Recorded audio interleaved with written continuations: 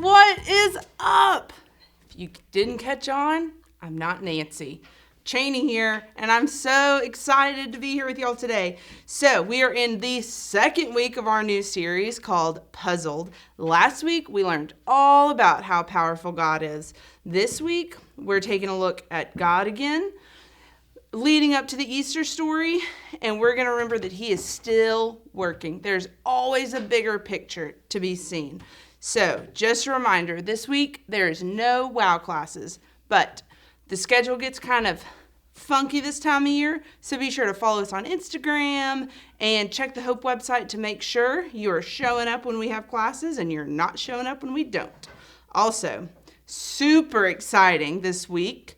It is Easter week next week, the whole week. So Thursday is our kickoff to our Easter services on Maundy Thursday at 7 p.m.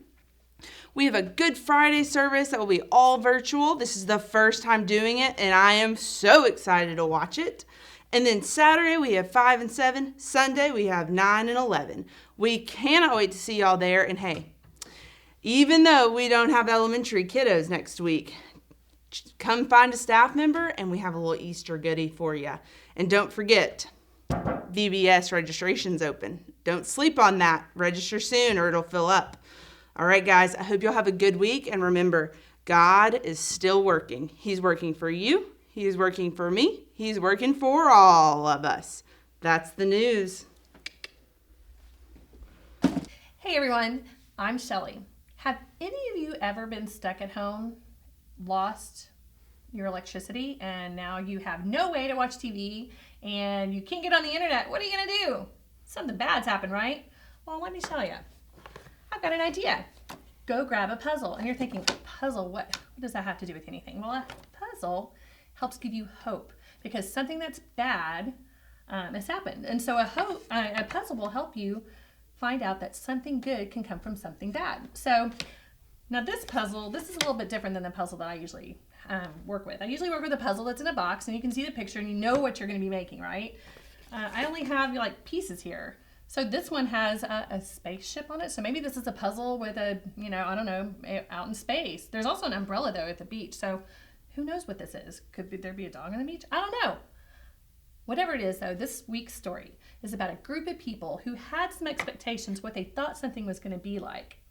And we're going to see how that turned out for them. So join us.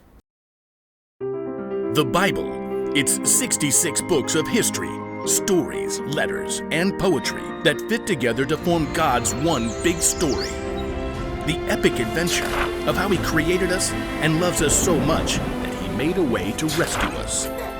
As we travel through the Bible, from Genesis to Revelation, we discover people who met God and found their lives changed forever.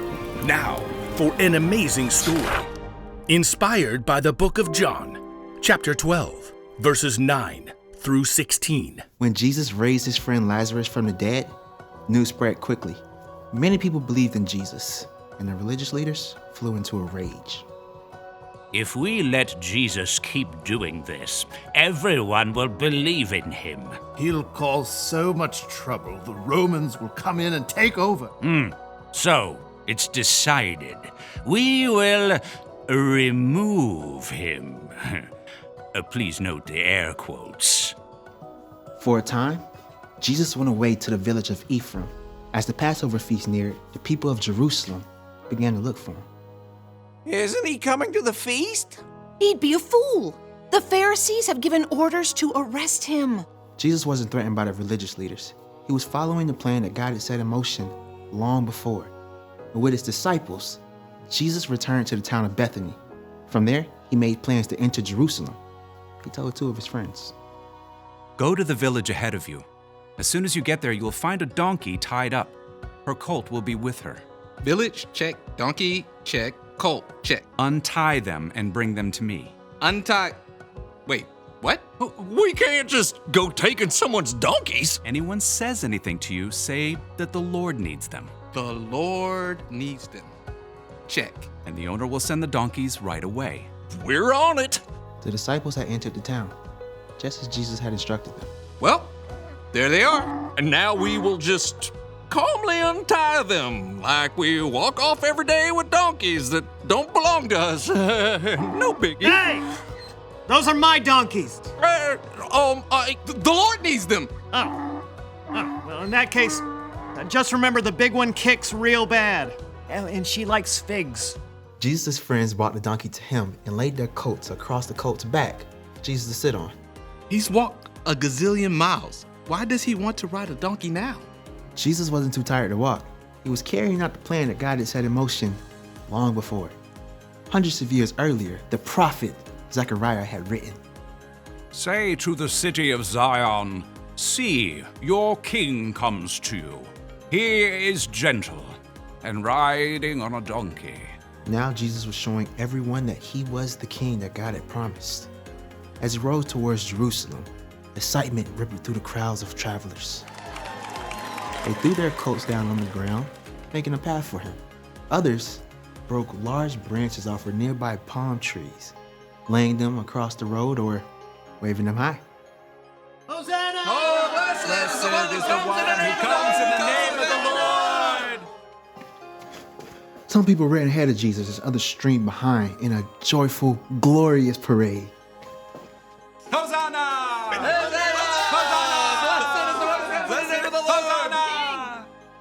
As the procession neared the city, people ran out to see what was happening.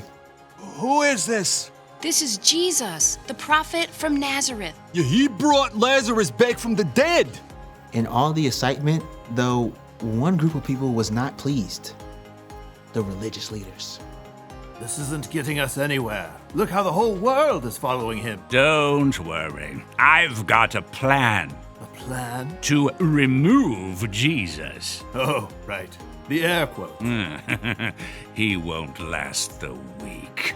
But God was still at work, and nothing that anyone could do would stop God's plan to save the world.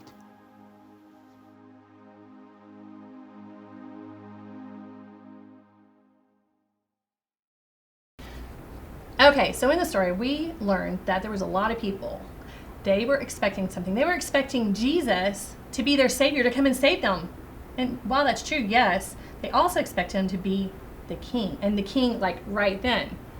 But they were going to be disappointed. Have you ever been disappointed? Yeah, I have been too.